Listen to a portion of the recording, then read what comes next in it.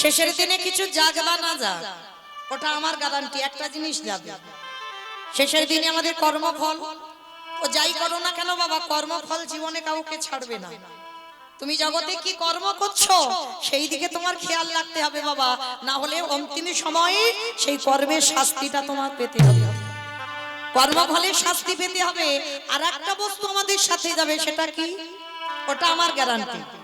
জানি না আপনাদের এই এলাকায় নিয়ম আছে কিনা, তবে আমার ডায়মন্ড হারবার গঙ্গাসাগর ওদিকের এলাকায় নিয়ম আছে বাবা।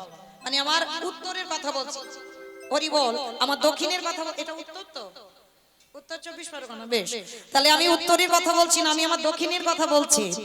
মানুষের মৃত্যুর পর বাবা একটা জিনিস ভাড়া করতে হবে। যার বাড়িতে থাকবে তো খুব ভালো, আর যার বাড়িতে নাই দুটো জিনিস ভাড়া করতে হবে। বলো তো কি? হ্যাঁ, একটা খোল আর একটা হলো করতা। আর ওই পিছনে বাজাতে বাজাতে দেহটাকে বের করে নিয়ে যাবে। বলো হরি হরি বল, বলো হরি হরি বল, বলো হরি হরি বল। কি গো মাইরা, তোমাদের এই উত্তরে হয়তো, এদিকেও হয়। তাহলে এই জায়গাটা একটু বিচার করে দেখেন। এই যে আমরা মায়ের পূজা করছি, এই মায়ের পূজা ভালো হচ্ছে বাবা, ধুমধাম করে পূজা হচ্ছে, কত মন্ত্র উচ্চারণ করে পূজা হচ্ছে। মায়ের কাছে থেকে কত কি ভক্তরা কত কিছু চেয়ে নিচ্ছে। কিন্তু যেদিন বিসর্জন হবে সেদিন বাবা ধুমধারাক্কা ডিজে বাজনা নাচানাচি। কি মা তোমাদের এদিকে হয়? এখানেও হয়? বাহ, হোক। এটা আমি করতে বারণ করছি না, করো। এখন একটা কালচারে দাঁড়িয়েছে, সমাজে দাঁড়িয়েছে বাবা, আমি নিষেধ করছি না, কিন্তু এগুলো চেতনা বাবা। মাকে আরম্ভরে পূজা করলে, মায়ের কাছে কত কিছু চেয়ে নিলে, মা তোমার মনের আশা পূর্ণ করে দিল, তাহলে সেটা তো মা।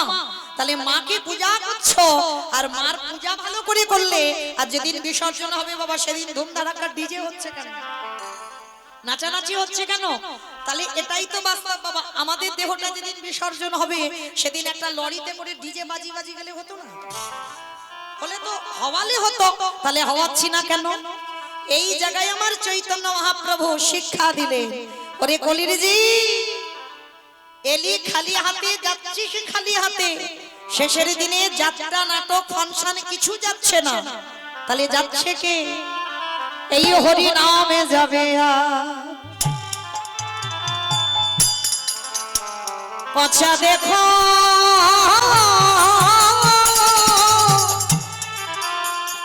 দেহ যাবে,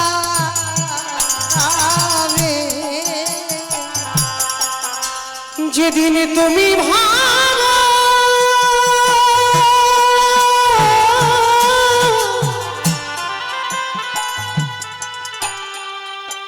যেদিন তুমি ভালো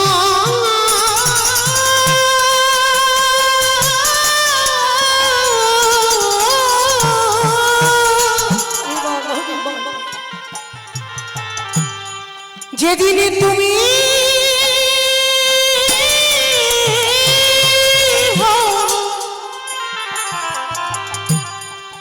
ওই ভাব পারে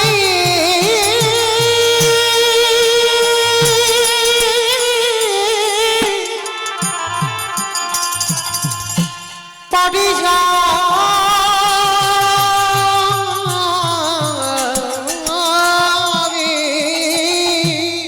হরি বল হরি বল।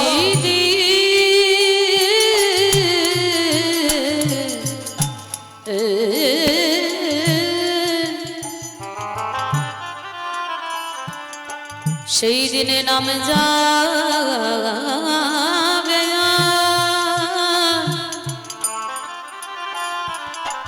এই পচা দেহ ও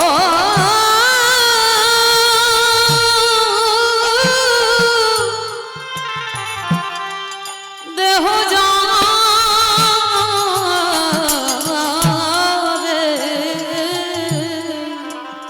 সেদিন আমাদের সঙ্গের সাথী কেহ থাকবে না। যেদিন খাঁচা ছেড়ে এই প্রাণে পাখি চলে যাবে, সবাই যতই করো, সবাই আমার আমার সেদিন আমার বলতে কেহ রবে না গো।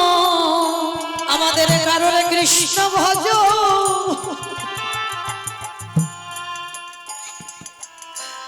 ভজন হলো না কৃষ্ণ বলে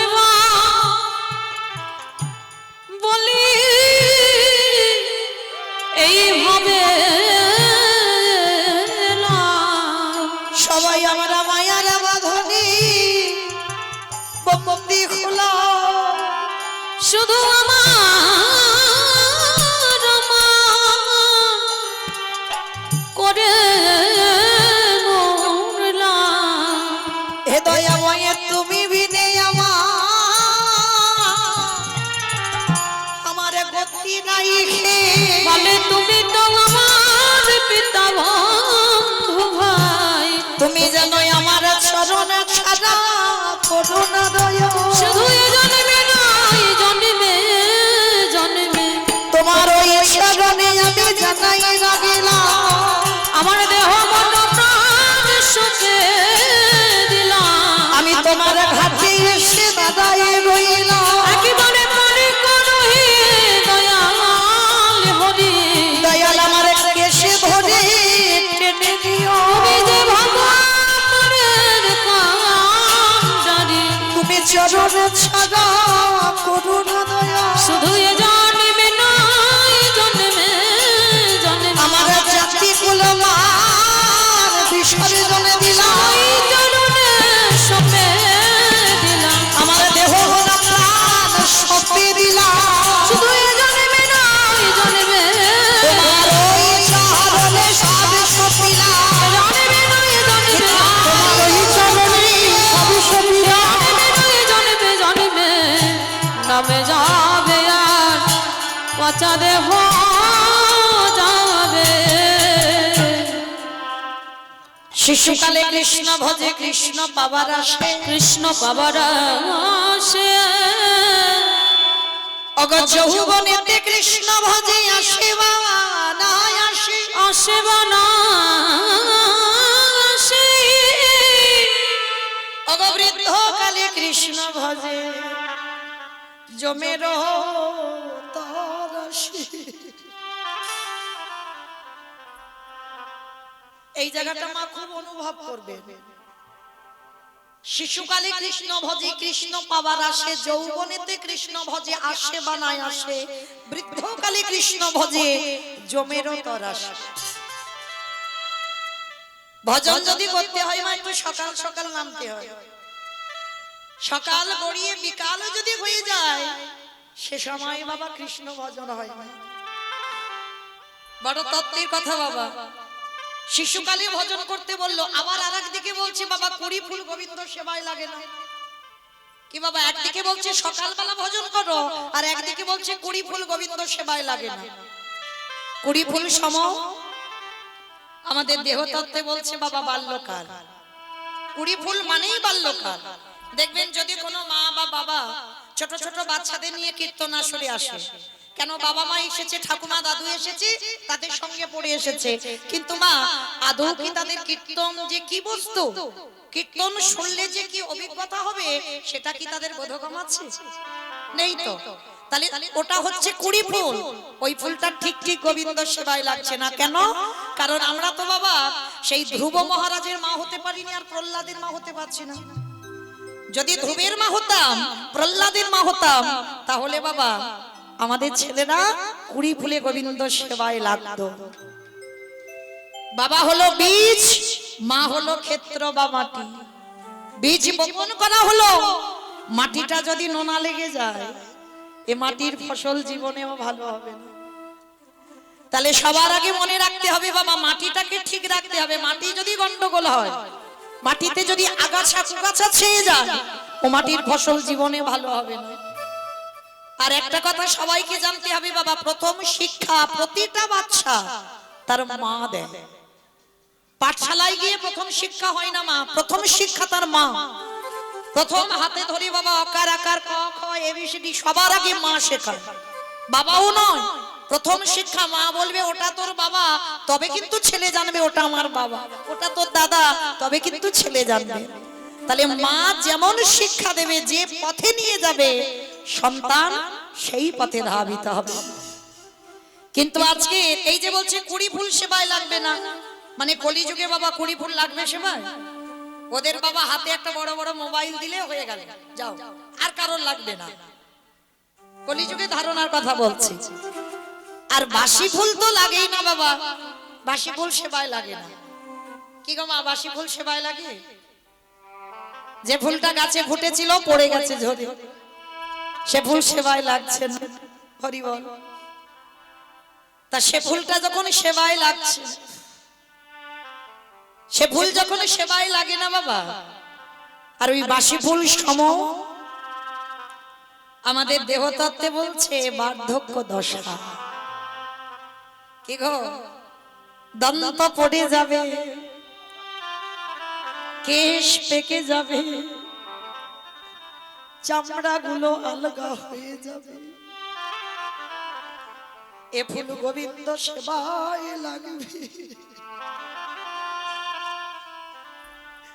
এ ফুল গোবিন্দ সেবায় লাগবে না। যখন রক্ত গরম থাকে না বাবা, এই পার্থিব জগতের কথা বলছি বাবা, ধরাকে সরা মনে করে না, মানে নিজে যেটা করব সেটা ঠিক, কিন্তু যখন ওই যৌবনের রক্ত জল হয়ে যাবে, ঠান্ডা হয়ে যাবে, তখন বাবা কপালে হাত চাপড় দিয়ে বলবে আমি কি সর্বনাশটা না করেছি। যখন রক্ত গরম ছিল কত কিছু করে বেড়ালাম, এখন হায় হায় আমার কি দশা হলো। তাহলে আজকে বার্ধক্য দশায় সেবা হবে না। সেবা যদি করতে হয় ফোঁটা ফুল গোবিন্দ চরণে দাও। আমাইরা ফোঁটা ফুল সম যৌবন কাল।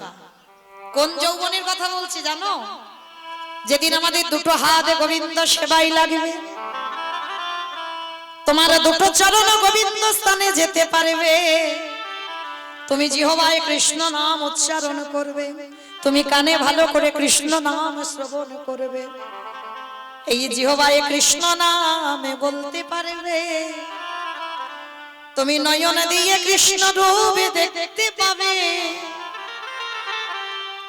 তুমি তোমার 10 ইন্দ্রিয়টা গোবিন্দ সেবায় লাগাও। কি গো, লাগাতে পারবে এখানে কেউ একজন ভক্ত? অত সোজা নয়। তুমি যে একজন ভক্ত এখানে হৃদয়ে হাত রেখে বলতে পারবে না যে আমি একেবারে গোবিন্দ চরণে আমার দেহ মন প্রাণ আমার 10 ইন্দ্রিয় আমি আমার গোবিন্দ চরণে নিবেদন করলাম। তাহলে আজকে রাধারানী ললিতা বিশাখাকে বলেছিল, শরীরে আমার গোবিন্দ বৃন্দাবন থেকে মথুরায় চলে গেল। 100 বছর রাধারানী কেঁদেছিল। আপনারা যারা লীলা কীর্তন শোনেন ভালো করে জানবেন, রাধারানী গোবিন্দকে হারিয়ে 100 বছর কেঁদেছে। একটা দুটো বছর নয়, 100 বছর কাঁদলো। তা যখন 100 বছর আমার গোবিন্দকে ছেড়ে কাঁদছে, একেবারে শেষের সময় একেবারে শরীর ক্ষীণ হয়ে গেল, মৃত্যুর শয্যা, রাধারানী ললিতার কণ্ঠ জড়াইয়ে ধরে বলল, সজনী রে, আমার বধূ যে ব্রজ ছেড়ে মথুরায় চলে গেল, যদি কোনদিন ভাগ্যক্রমে বধূ আমার ব্রজধামে ফিরে আসে, সেই দিনে যদি আমার দেহে যৌবন না থাকে,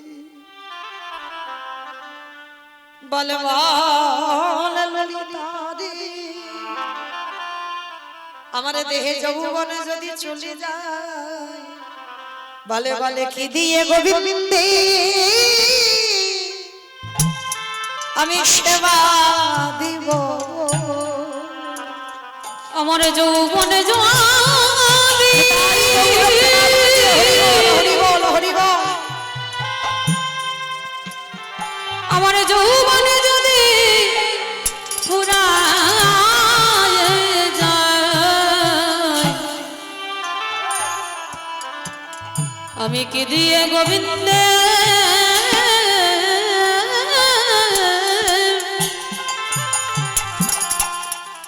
বলে বলে সেবা দিব। তাহলে মায়েরা ভজন যদি করতে হবে সকাল সকাল নেমে পড়তে হবে, যৌবন কালে ভজন করতে হবে।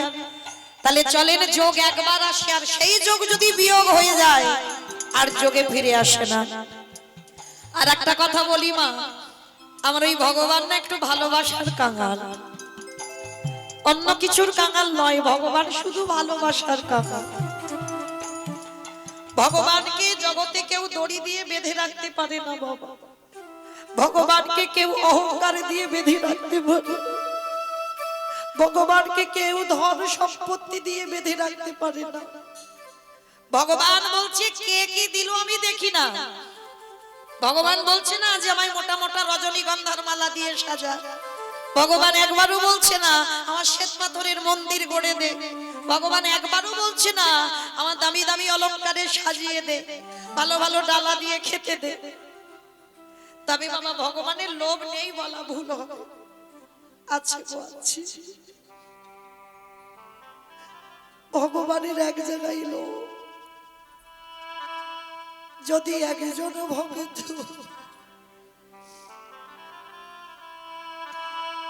যদি একেবারে নয়ন জলি, যদি একেবারে কাঁদা প্রাণে, হা কৃষ্ণ প্রাণ কৃষ্ণ বলি কাঁদিতে পারে, যদি একজন ভক্ত বলতে পারি বধূ তুমি বিনে আমার গতি না, যদি নয়ন জলে তুমি ভাসতে পারো, ভগবান বলছে আমি পৃথিবীর যে প্রান্তে থাকি না কেন আমি ভক্তের দাঁড়ে আমার প্রভু ছুটে আসে, যে জন কাঁদা প্রাণী ডাকতে পারে, সেই ভক্তের দ্বারে ছুটে আসে, যে জন্য নয়ন জলে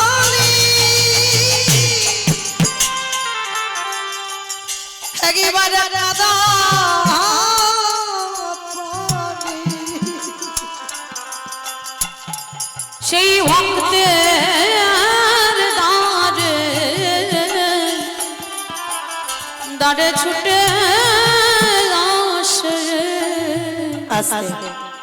তাহলে এই জগৎ সংসারে বাবা চলেন আমরা গুরুচরণ আশ্রয় করি। আজকে আমরা সবাই যাব শ্রীধাম নদীয়া নবদ্বীপ ধাম, আর সেই নদীয়ার মাটিতে দেখব যিনি সত্যতে নারায়ণ, ত্রেতাতে রাম, দাপরে কৃষ্ণ, কলিতে হলো গৌরাঙ্গ।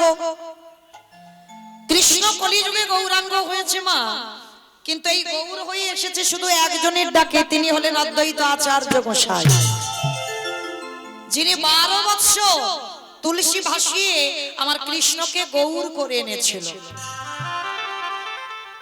12 বৎসর তুলসী ভাসিয়ে কৃষ্ণকে গৌর করে আনলো। কিন্তু এখানে আমাদের একটা প্রশ্ন রয়ে যায় বাবা, এই জগতে আমার কলিযুগের ভগবান এসেছেন বটে, কিন্তু এই জগৎ সংসারে এসেছে শুধু একজনের ডাকে, অদ্বৈত আচার্য গোসাই। কেন? আর কি জগতে বাবা ভক্ত ছিল না? হাজার হাজার ভক্ত আছে, লাখ লাখ ভক্ত আছে, কোটি কোটি ভক্ত আছে, কিন্তু এসেছে একজন ভক্তের ডাকে, তিনি হলেন অদ্বৈত আচার্য গোসাই। আমাইরা অদ্বৈত আচার্য গোসাই চেনো তো? যেন ভুল করে ভেবো না তোমাদের গ্রামে কারোর নাম বলছি। ওই যে পঞ্চতত্ত্ব ছবি যাদের বাড়িতে আছে দেখবেন, শ্রীকৃষ্ণ চৈতন্য প্রভু নিত্যানন্দ শ্রী অদ্বৈত গদাধর শ্রীবাস আদি গৌর ভক্তবৃন্দ, মাঝখানে যিনি দাঁড়িয়ে আছে হাত দুটো তুলে বাবা কলিযুগের ভগবান।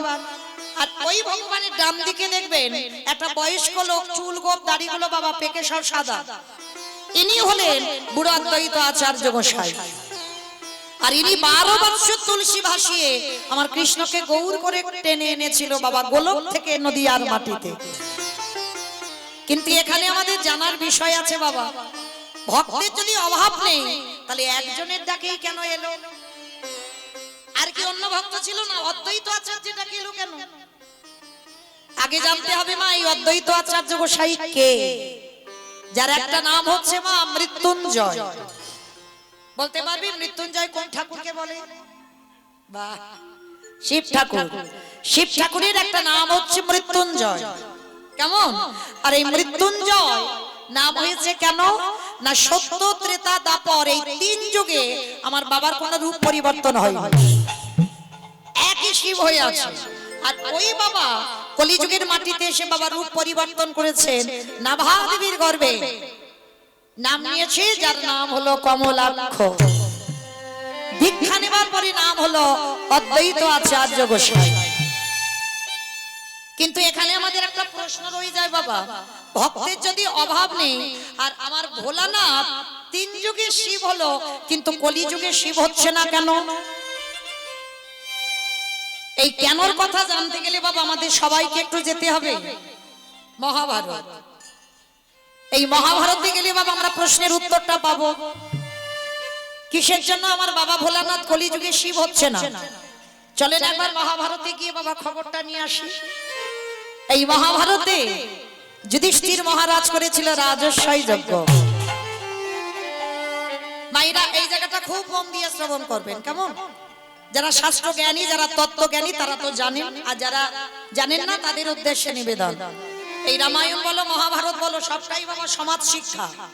যদি ঠিক ঠিক হৃদয়ঙ্গ করতে পারেন বাবা তাহলে বাবা আপনার জীবন পরিবর্তন হবে। যদি হৃদয়ঙ্গ করতে পারেন, মানে শুধু পড়ে গেলে হবে না যে রিডিং পড়ে যাচ্ছে, হৃদয়ঙ্গ করতে হবে। তাহলে চলেন এই মহাভারতে যুধিষ্ঠির মহারাজ করলো রাজস্বই যজ্ঞ। আর এই রাজস্বই যজ্ঞে আমার ভগবান কৃষ্ণ সবাইকে দায়িত্ব দিয়েছিল। যুধিষ্ঠির মহারাজ বলল, কৃষ্ণ কৃষ্ণ তুমি তো সবাইকে দায়িত্ব দিয়ে দিচ্ছ, ও কৃষ্ণ তুমি নিজে কোনো কাজকর্ম করবে না? ভগবান আমার একটু মৃদু হেসে বললেন, কে বলেছে করব না? আমি তো সবাইকে একটা করে কাজ দিচ্ছি। আর তুমি জানো আমি আমার জন্য আলাদা করে দুটো দায়িত্ব ফেলে রেখেছি। সে কি? সবাই একটা করে কাজ করবে কৃষ্ণ, তুমি তোমার জন্য দুটো কাজ। কি কি কাজ করবে কৃষ্ণ?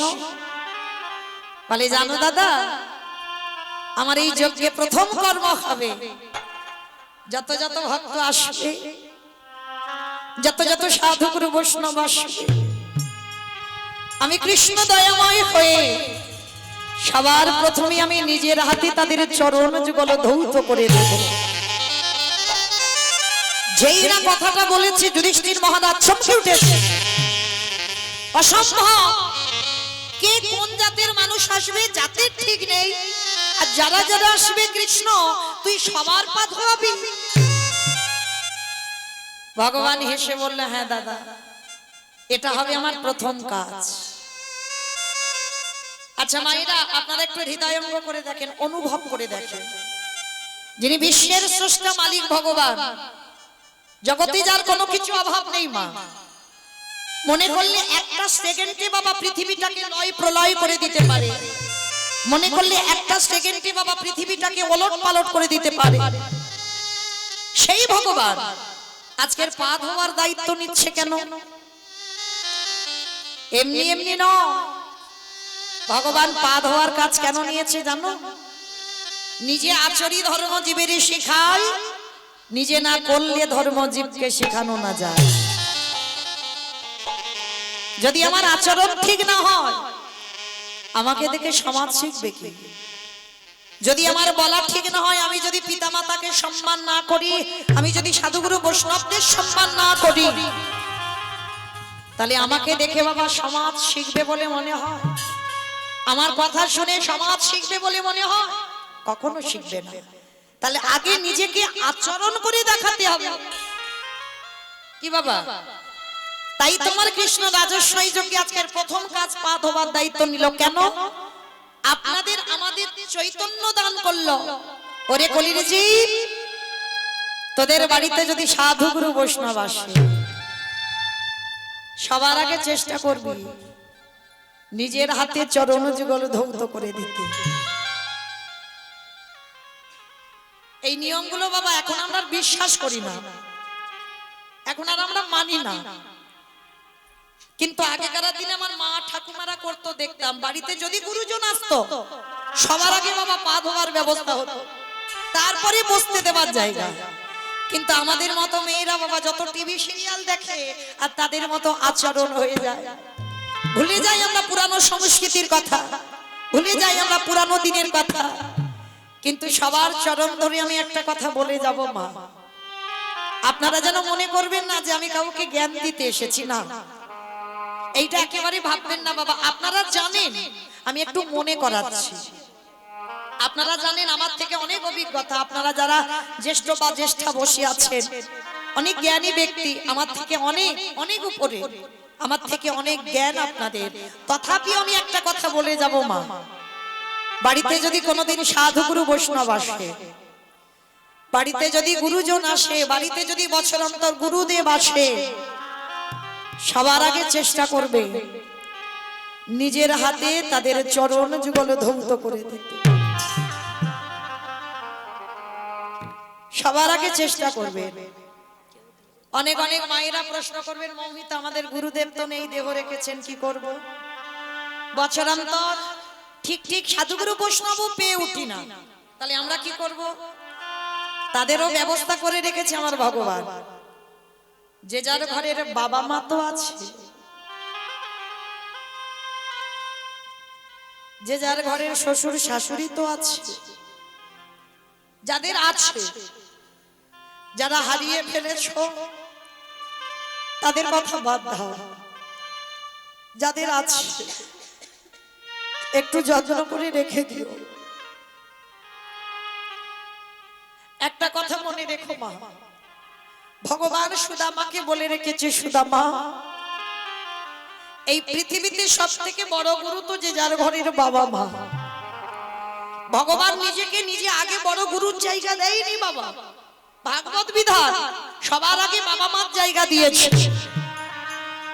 তারপরে দিয়েছে বাবা শিক্ষা গুরু দীক্ষা গুরুর জায়গা, তারপরে ভগবান নিজের জায়গাটা নিয়েছে। ভগবান বলছে কাউকে নবদ্বীপ যেতে হবে না, বৃন্দাবন যেতে হবে না, হরিদ্বার যেতে হবে না, একদিনের জন্য কুম্ভ মেলায় গিয়ে স্নান করতে হবে না, যদি তুমি জীবিত ভগবান সেবা করতে পারো। আমায়রা জীবিত ভগবান কে গো? কি গো জীবিত ভগবান পূজা করেছো বছর অন্তর কোনদিন? করনি তো। আমি বলে যাচ্ছি বাবা, চরণ ধরে লাখ লাখ টাকা খরচা করে দুর্গা পূজা করো, হাজার হাজার অর্থ ব্যয় করে কালী পূজা করো, এই গঙ্গা মায়ের পূজা করছো, যে মাটির মূর্তি খেতে পায় না তাকে খেতে দিচ্ছ, যে কথা বলতে পারে না তার সঙ্গে কথা বলছো। কিন্তু বাবা যে প্রকৃত ভগবান ঘরে বসে আছে, যে যার ঘরের বাবা মা, বছর অন্তর একবার, আমি রোজ রোজ বলছি না বাবা, যে রোজ রোজ বাবা মা চরণ যুগল ধৌত করে দাও, ভেবে দেখো তো আমরা ছিলাম কোথায়, ছিলাম কোথায়, শূন্যে ঘুরে বেড়াচ্ছি। বাবা যদি কৃপার বিন্দু দিয়ে মা যদি 10 মাস গর্ভে ধরে না রাখতো, পেতাম পৃথিবীর আলো। তাহলে যে মা 10 মাস গর্ভে কত যাতনা ভোগ করে ধরে রেখেছিল, এই পৃথিবীর মাটিতে ভগবান বলছে সেই হলো সব থেকে বড় গুরু।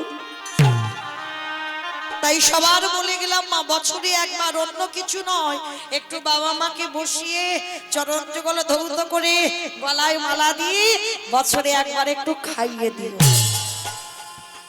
ভগবান বলছে যদি কোনো ভক্তের চরিত্র এমন হয় তাকে আর কোথাও যেতে হবে না, আমি সারা জীবন ওই ভক্তের দুয়ারে বন্দী হয়ে থাকি। নিতাই গৌর প্রেমানন্দে তাই তো আজকের বাবা যুধিষ্ঠির মহারাজ বলছে, কৃষ্ণ ওই জন্য তুমি আগে পা ধোবার দায়িত্ব নিয়েছো? বলে হ্যাঁ। ভগবান পা ধোয়াচ্ছে নয়, আরো একটা কাজ করছে। কি কাজ জানো? যত যত ভক্ত এসে প্রসাদ পেয়েছিল, আমারে আমারে ভগবান ওই এঁঠো পাতাগুলো নিয়ে নর্দমায় ফেললো, এঁঠো পাতাগুলো নিয়ে নর্দমায় ফেলছে বাবা। শুধু নর্দমায় ফেলছে না, যেখানে ফেলতে গেছে সেখানে অন্ধকার আড়াল কেউ নেই। আমারে কৃষ্ণ দয়া ওই আড়ালে গিয়ে যেখানে এঁঠো পাতাগুলো নর্দমায় ফেলে, ওই পাতা দিয়ে এঁঠোগুলো তুলে নিয়ে কৃষ্ণ ভগবানে আমারে কি করে জানো, ওই ভক্তের উচ্ছিষ্ট নিয়ে অঙ্গে মাখে। সে যে ভক্ত বড় হরি বল হরি বল। বড় ভালোবাসে, ভক্তের এই উচ্ছিষ্ট লইয়ে সর্বঙ্গে মাখে। যুধিষ্ঠির বলল কৃষ্ণ রে,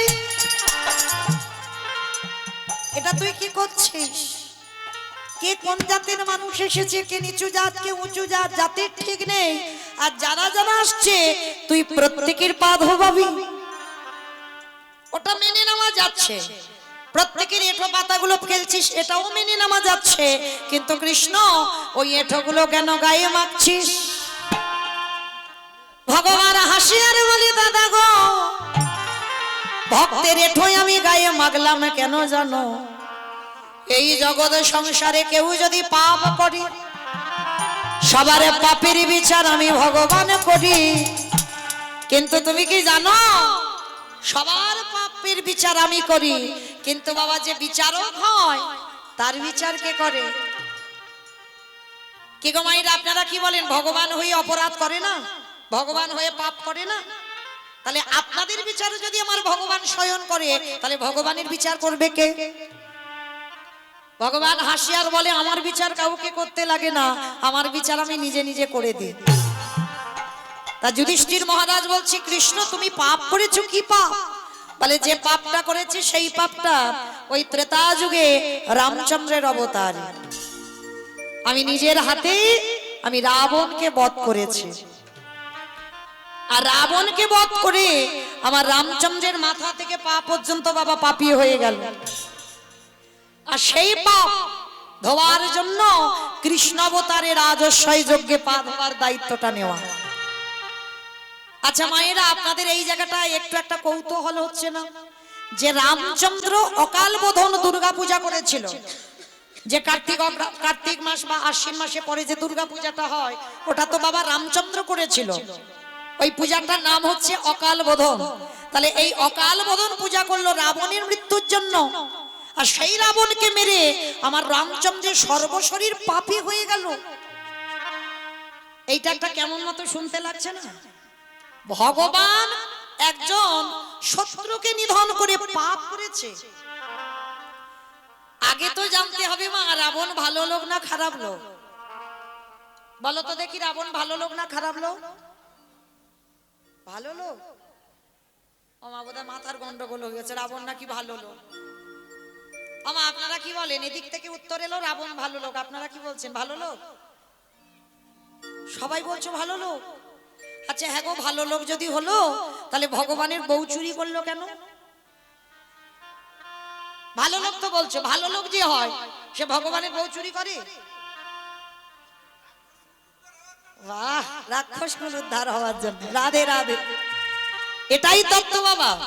সবার আগে মনে রাখতে হবে, কীর্তন মানে নারকেল। নারকেল দেখেছো মা? বলে হ্যাঁ, গ্রামাঞ্চলে আর দেখছি না নারকেল দেখা যায়। নারকেল যারা যারা দেখেছো দেখবে বাইরে একটা খোসা আছে, খোসাটাকে ছাড়ালে কি বাবা নারকেল পাবে?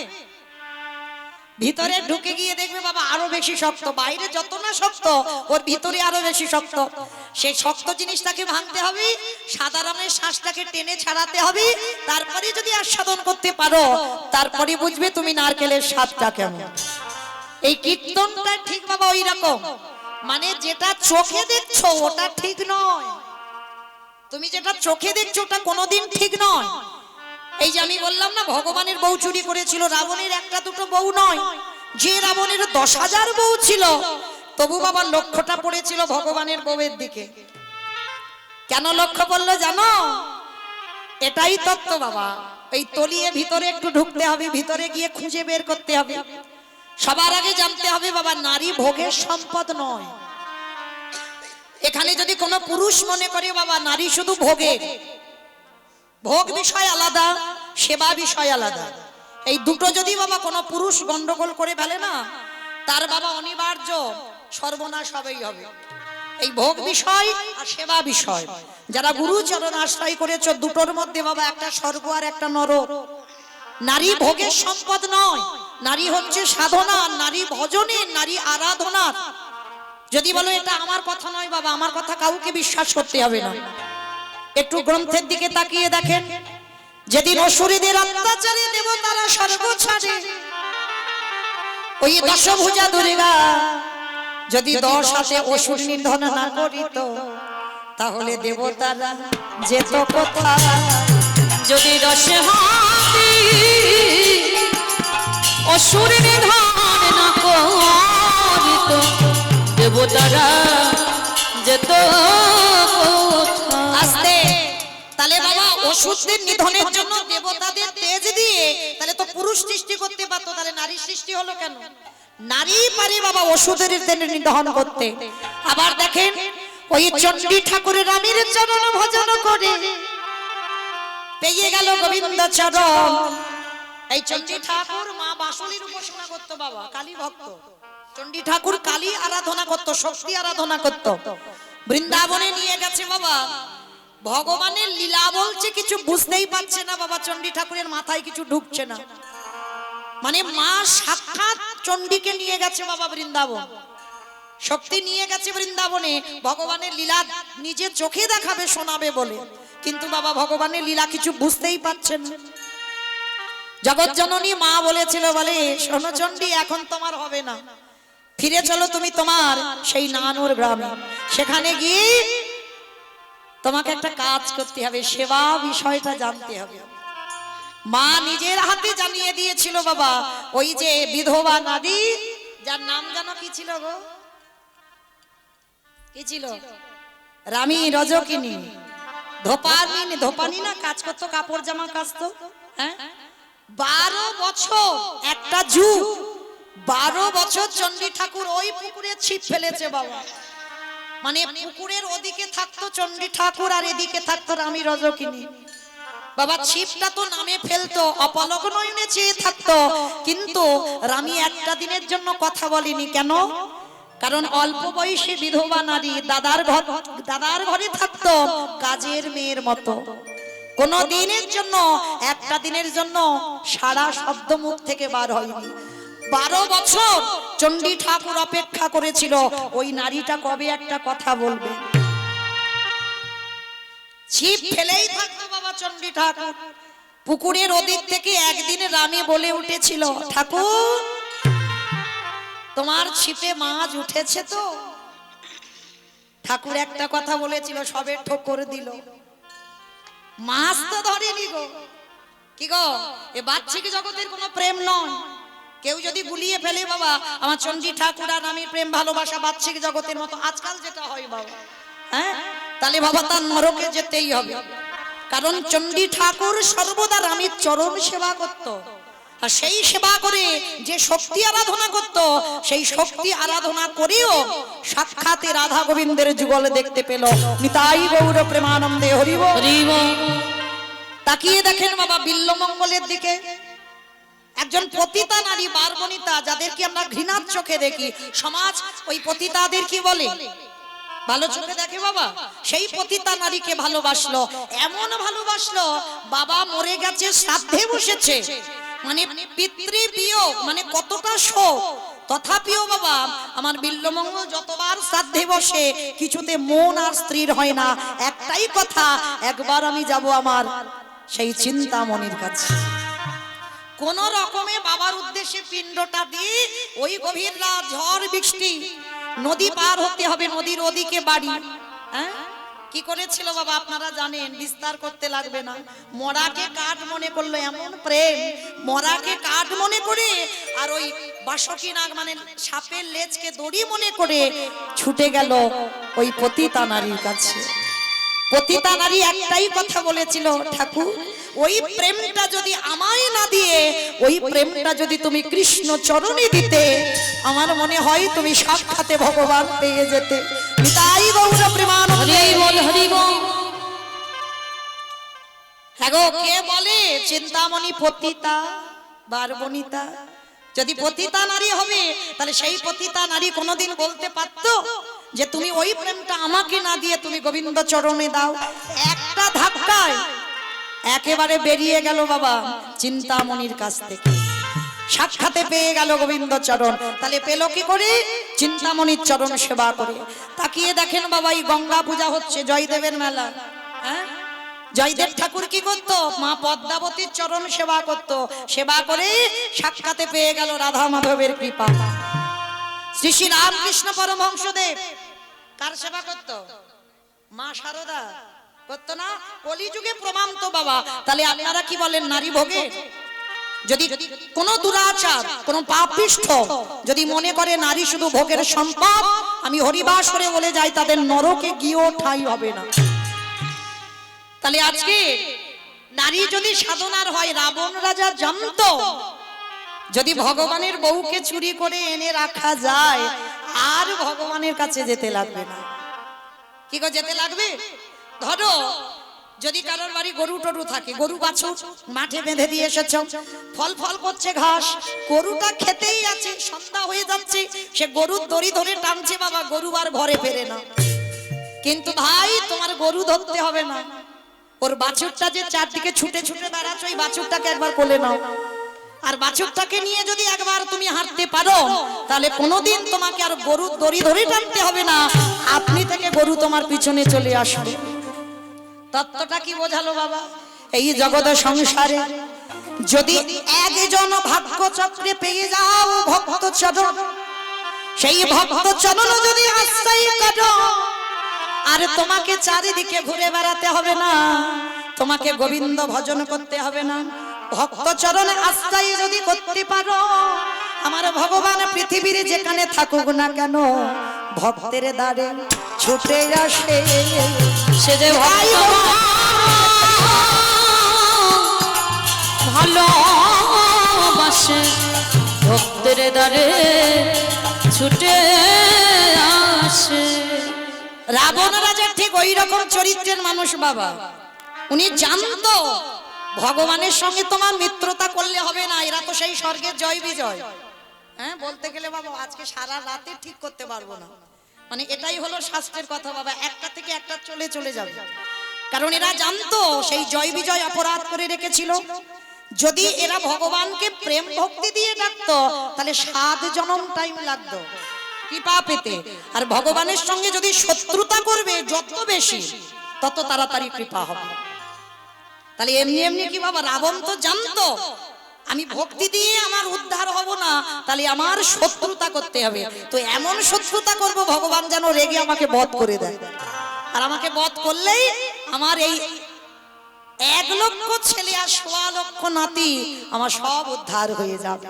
তাহলে এইটুকুর জন্য আমার সীতা আমাকে চুরি করে রেখেছিল। তাহলে মায়েরা আজ আমরা বুঝলাম নারী ভোগের নয়, নারী সাধনার, নারী সেবা। কেমন?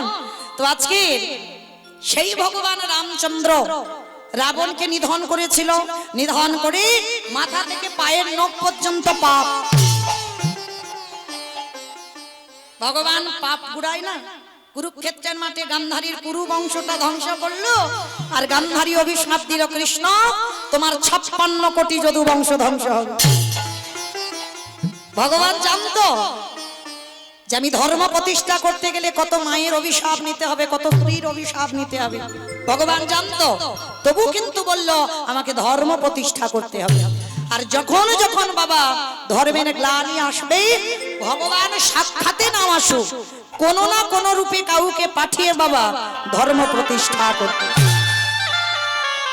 যদা যদা হি ধর্মস্ব यदा यदा हि धर्मस्य গ্লানির্ভবতি ভারত ग्लानिर्भवति भारत অভ্যুত্থানায় অধর্মস্ব তদাত্মনাস্মৃজনঃ পরিত্রাণ विनाशाय च दुष्कृतं धर्म संस्थापनार्थाय संभवामि युगे युगे। আজকের মায়েরা তাহলে সেই রাবণকে বধ করলো, বধ করে আজকে সেই পাপ ধুচ্ছে কবে? আবার ফিরে আসেন সেই যুধিষ্ঠির যজ্ঞে। বাবা গন্ডগোল হয়ে যাচ্ছে না তো? আমা বুঝতে পারছো? তাহলে রাম অবতারে পাপ করেছিল, কৃষ্ণ অবতারে খণ্ডন করছে রাজস্বাই যজ্ঞে। এবার যজ্ঞে বাবা পা ধোয়ার দায়িত্ব নিয়েছে কৃষ্ণ। এই যেমন আমার কমিটি দাদারা প্যান্ডেল করেছে, চারদিকে তো খোলা, মানে সব দিক দিয়ে ঢোকা যাবে, কিন্তু রাজস্বাই যজ্ঞের প্যান্ডেল প্রথম দরজা, আর সেই দরজায় আমার কৃষ্ণ দয়াময় দাঁড়িয়ে আছে। অগ্নিদেব, পবনদেব, বরুণদেব, ইন্দ্র, ইন্দ্রাণী, ব্রহ্মা, সাবিত্রী, শিব, দুর্গা সব পরপর লাইন দিয়ে আছে, আর কৃষ্ণ একে একে পা ধোয়ায় আর যজ্ঞের ভিতরে প্রবেশ করে। এইবার জগৎ জননী মা দুর্গা বাবাকে ডেকেছে, প্রাণনাথ, ও প্রাণনাথ, আর দেরি নয়, চলো না কৃষ্ণ পা ধোয়াবে, পা দুটো একটু ধুইয়ে নি। মা তো সংসার সামলাতে সামলাতে সাধারণ মানুষ যেমন কথা বলে, চলো না কৃষ্ণ পা ধোয়াবে, পা দুটো ধুইয়ে নি। বাবা হেসে বলল, পার্বতী তোমার মাথা ঠিক আছে তো? কি গো কৃষ্ণ পা ধোয়াবি আর আমার মতো পাপি আমি পা বাড়ি দেবো? শোনো পার্বতী, তোমার যদি ইচ্ছে করে তো তুমি লাইনে দাঁড়াও, আমার পা আমার কৃষ্ণ ধোয়াতে পারবে না। এই কথা বলে বাবা কি করেছে, প্যান্ডেলের বাইরে চলে গেছে। আর প্যান্ডেলে নাই, কারণ কৃষ্ণের চোখে ধুলো দিতে হবে, কিন্তু যেতে তো হবে ভিতরে, কিন্তু যাব কি করে? কৃষ্ণ তো আমাকে দেখতে পেলেই হাত ধরবে আর পাটা ধোয়াবে, কিন্তু অসম্ভব, আমার পা কৃষ্ণ ধোয়াতে পারবে না। এইবার কি করেছে বাবা, প্যান্ডেলের ওদিকে গিয়ে আমার পরম বৈষ্ণব বাবা ভোলানাথ, কোন সাজা আমাদের মতো সাজা বৈষ্ণব নয় মা, ত্রিলোকের বড় বৈষ্ণব, সেই বৈষ্ণব প্যান্ডেলের পিছনে গিয়ে বাবা দুম করে কুকুর হয়ে গেছে। কুকুর হয়েছে কেন? পৃথিবীতে যত পশু পাখি আছে কুকুরের থেকে প্রভু ভক্ত আর কেউ হবে না। ও যত জগতে জগতে পশু পাখি আছে, আড়ালে গিয়ে কুকুর হয়েছে। ভোলানাথ মনে মনে ভাবছে, কৃষ্ণ ওই যে পাত তলায় ফাঁকাটা দেখছি, ওইখান থেকে গলে ভিতরে চলে যাব, মানে পিছন থেকে ছুট দিয়ে ওইখান থেকে গলে চলে যাব। ভোলানাথ এই কথা মনে করে বাবা পিছনে কুকুর হয়ে একটা একটা পায়ে আসছে, আর ভগবান তো মুচকি মুচকি হাসছে। ভোলানাথ ভাবছে কিছু দেখতে পাচ্ছে না ভগবান। কি গো মায়েরা, আপনারা কি বলেন? এই যে আমি কীর্তন গাইছি, আমি একটু উঁচু জায়গায় দাঁড়িয়ে আছি, আপনারা কি মনে করছেন আমি উঁচু জায়গায় আছি না আপনারা উঁচু জায়গায় বসেছেন? বলেন তো, তাহলে জানবো যে আপনারা কীর্তন বোঝেন। প্রথমে বলে দিয়েছি কীর্তন মানে নারকেল। বলেন আপনারা উঁচুতে বসেছেন না আমি উঁচুতে দাঁড়িয়েছি? আপনারা উঁচুতে? বাহ, বুঝে বলছো তো, না বুঝে বলে দিলে? বুঝে বলছো? হরি বল। যেটা চোখে দেখছো বাবা, সব চোখের দেখা ঠিক নয়। হরি বল। ওই যে বললাম নারকেল, নববিধা ভক্তির দিকে একটু তাকিয়ে দেখেন। নববিধা ভক্তিতে প্রথমেই বলছে শ্রবণম, তারপরে কীর্তনম। আগে কীর্তন নয়, আগে শোনা, আগে শ্রোতার জায়গা, তারপরে কীর্তনিয়াদের জায়গা। কিন্তু আপনারা কি বলেন, কীর্তনিয়ারা খুব উপরের মানুষ। কখনো উপরের মানুষ নয়, আপনারা বসেছেন, আপনারা এই জায়গাটা দিয়েছেন বলে কীর্তনিয়ারা আজকের এই জায়গা। কেমন? তাহলে জীবনে ভুল করে মনে আনবেন না যে কীর্তনিয়ারা উপরে আছে আমরা নিচে আছি। সব সময়ের জন্য গ্রন্থ নিয়ে কথা বলবেন, শাস্ত্র বিধান দিয়ে কথা বলবেন। নববিধা ভক্তিতে আপনারা উপরে, আমি নিচে আছি।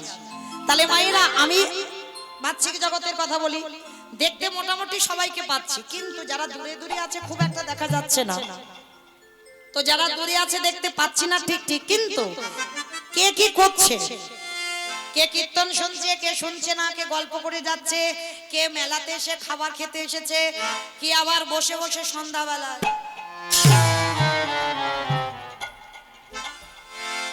আমি দেখতে পাচ্ছি না, কারণ আমি তো কারো চোখই দেখতে পাইনি, তা আমি কি বলবো? কিন্তু আমার চোখে ধুলো দাও। আর ওই যে বেটাটা দাঁড়িয়ে আছে না বাঁশি হাতে, কি গো, দেখতে ওইটুকু পিকচারের ভিতরে, কিন্তু ফোল্ডিং ছাতা। ফোল্ডিং ছাতা দেখেছো? দেখবে খুলে দিলে বড় হয়ে যায়, বড় ছাতার মতো, আর যখন গুছিয়ে নেবে একটা ছোট ব্যাগের মধ্যে ঢুকে যাবে। তা ও দেখতে ওইটুকু, কিন্তু ওইটুকু ছেলে নয়, ও চোখ সারা মেলাতে ঘুরে ঘুরে বেড়াচ্ছে কে কি করে দেখি, আর সময় মতো একেবারে লেখাপড়া করে হাতে পৌঁছে দেবো ঘরে। ভগবান বলছে না, কর্ম করে যা, ফলের আশা করিস না, ফল তো আমি দেব। তো আজকে ভগবান কি করেছে দেখো, লক্ষ্য করে। বিশ্বের স্রষ্টা মালিক ভগবান আজকের হেঁট হয়ে পা ধোয়াচ্ছে সবার, আর ইচ্ছে করে ভগবান পা দুটোকে একটু ফাঁকা করে রেখে দিয়েছে যাতে আমার কুকুরটা ঢুকতে সুবিধা হয়। ভগবান তো জানে চোখ পিছনেও আছে। বাবা ভোলানাথ পিছন থেকে চারটে পায়ে গুটি গুটি করে এসে সবে মাত্র কৃষ্ণের পায়ের ভিতরে মাথাটাকে, আর যেই না মাথাটা দিয়েছে সঙ্গে সঙ্গে আমার ভগবান হাঁটু দুটো নিয়ে, এইবার দেখ কেমন লাগে। যেই না কানের কাছে চেপে দিয়েছে, কুকুর এবার কি করবে, কেউ কেউ করবে, কৃষ্ণ ছেড়ে দে, কৃষ্ণ ছেড়ে দে, কৃষ্ণ ছেড়ে, বলে ছাড়বো বলে ধরি নাই। হে বৈষ্ণব কাঁদে গোসাই, ও হে বৈষ্ণব গোসাই, তোমার মতো বৈষ্ণবের দুটো চরণ ধোয়ালে বোধহয় কম হতো, তাই তো কৃপা করে করুণা করে আমার জন্য আরো এক্সট্রা দুটো জুড়ে দিয়েছো। এবারে দাও দাও চাচা পাকা গাইলা বলে হে বৈষ্ণব গোসাই, দাও দাও চরণ বাড়াই দাও, বলি আরে বৎসা ছাড়িব রাখে, দাও দাও চরণ বাড়াই দাও, বলি এই প্রতিজ্ঞা করিলাম, বলে দাও দাও চরণ বাড়াই দাও, যেন সদা ইচ্ছা করো না হে, দাও দাও চরণ বাড়াই যেন সদা ইচ্ছা করো না চরণ বাড়াই দাও, বলে দাও দাও চরণ বাড়াই দাও। বেশ। এইবার পায়ের ভিতরে তো মাথাটা ঢুকে গেছে মা, এইবার কুকুর ছটফট করছে বেরোবে। ভগবান কি করেছে, মোটা দড়ি নিয়ে কুকুরটাকে আষ্টে পিষ্টে বেঁধেছে। আর বাঁধলে কি হবে, কুকুরের চারটে পা শুধু ছটফট ছটফট করছে। ভগবান বলে এবার পায়ের ব্যবস্থা করতে হবে। চারটে পা এক জায়গা ধরে বেঁধে দিয়েছে, আর যেই না কুকুরের পা বেঁধে দিয়েছে বাবা, কুকুর আর কিছু করতে পারবে, শুধু ধুলাই গড়াগড়ি যায় আর কৃষ্ণ কৃষ্ণ বলে কাঁদে। কৃষ্ণ কারে ওরে কৃষ্ণ রে, পারিস যদি আমায় ক্ষমা করে দিচ্ছু। একটা কথা হবে না, যারে ধরি তারে ছাড়ি না, যারে ছাড়িয়ে জীবনে ধরি না। তাহলে ভগবান কিছুতে ছাড়বে না বাবা। এইবার কি করেছে লক্ষ্য করে দেখেন, সবার পা ঘটিতে করে জল দিয়ে ধোয়াচ্ছে। আচ্ছা মায়েরা, আপনারা আমরা তো কৃষ্ণ পূজা করি, কৃষ্ণ সেবা করি, উপাসনা করি, আর আমার কৃষ্ণ কার পূজা করে? দেব দেবীরা যেমন পূজা করে ভগবানের, আর ভগবান কার পূজা করে না? ভগবান কার পূজা করে? হ্যাঁ, পরম বৈষ্ণব বাবা ভোলানাথের উপাসনা করে। আজকে সেই বাবা ভোলানাথ আজকের কুকুর হইয়াছে, আর আমার ভগবান সবার পা ধোয়াচ্ছে ঘটিতে করে জল দিয়ে। আর আমার ভগবানের কোনদিন জাত বিচার নয়, কে নিচু জাত কে উঁচু জাত এটা ভগবানের বিধান নয়, কে হিন্দু কে মুসলমান এটা আমার ভগবানের বিচার নয়। ভগবান কি করছে জানো, ওই কুকুরের চারটে চরণ বুকে ধরে, কৃষ্ণ দয়াময় আমার আজ চোখের জলে চরণ,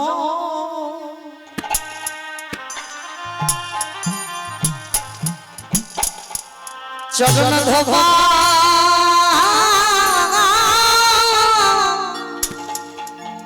ধোবা ধোবাইছে। হে বৈষ্ণব কৃপা,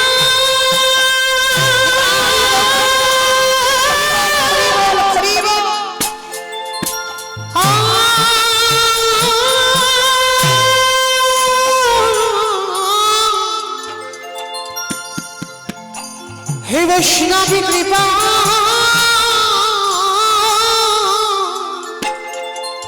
কৃপা কর বলে বলে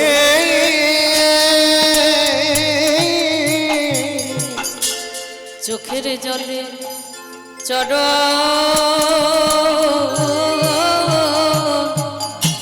চরণ ধোয়া ধোয়াইছে। ভোলানাথ রূপে কুকুরে বলছে কৃষ্ণ এটা তুই কি করছিস? তোর চোখের জল আমার মতো কুকুরের পায়ে।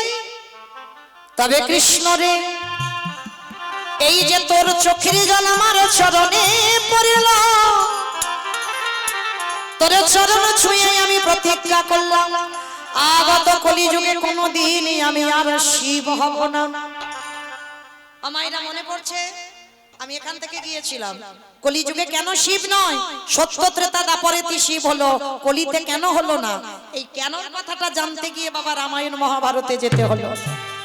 ভোলানাথ বলল কৃষ্ণ রে কলিযুগে হব আমি অদ্বৈত আচার্য গোসাই, তুই আমার কৃষ্ণ নয় তুই হবি নদী আর নিমাই চা। নদী আর নিমাই চা।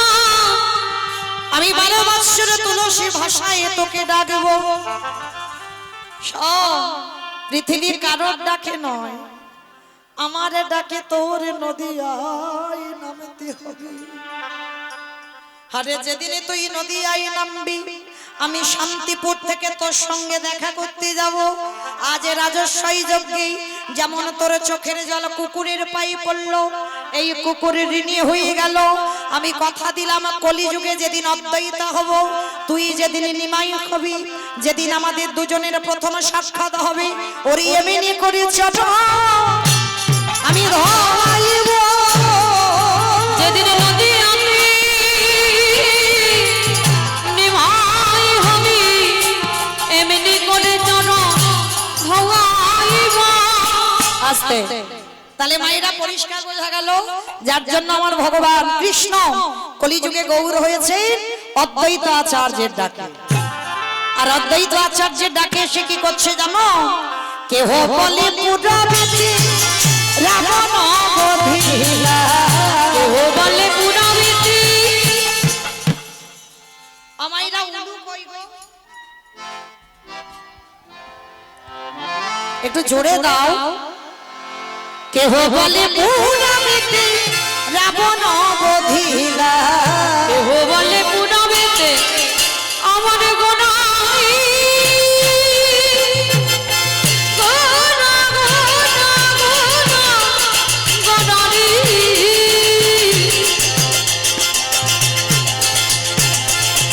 গোনা গোনা গোনা গোনারি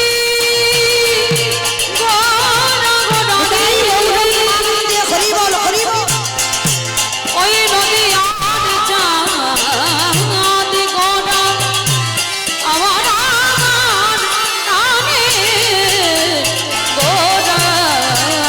কেহ বলি পুরাবিতে রাবণ বধিরা, লোকের বৈভব লীলা প্রকাশ করি, ওই গোলকের বৈভব লীলা প্রকাশ করিলা। ওই গোলকের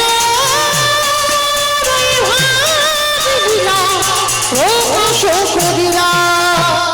শ্রী রাধার ভাবে গোটায় অবতারনা, রাধার ভাবে গোনা অবতা। আরে শ্রীরাধার ভাবিয়ে রে গোনাগবতা, রাধার ভাবে গোনা অবতা। হরে কৃষ্ণ নামে গৌর করি না প্রচার, হরে কৃষ্ণ নাম করিলা প্রচার। ওই হরে কৃষ্ণ নামে গৌরী করিলাম প্রচার। এইবারে লীলা প্রকাশ হলো, এইবারে লীলা প্রকাশ হলো, এইবারে লীলা প্রকাশ হলো, এইবারে লীলা প্রকাশ হলো। গোলকের বৈভব লীলা প্রকাশ করি, ওই গোলকের বৈভব লীলা প্রকাশ করিলা। বাসুদেব ঘোষে কহে করি জোড়ো হাত, করি জোড় হাত। ওগো যে সেই কৃষ্ণ সেই তো জগন্নাথ। সেই তো জগন্নাথ। আহা বাসুদেব ঘোষে কাহে এইবারে লীলা প্রকাশ হলো